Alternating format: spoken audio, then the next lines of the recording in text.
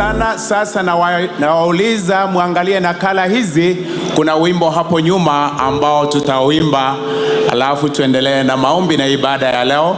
Asante sana Mheshimiwa Rais kwa kufika, na Mheshimiwa Naibu Rais na wengine wote. To God be the glory. Uangalie mkono wangu, usiende mbele yangu wala kurudi nyuma. To God, twende. To God be the glory.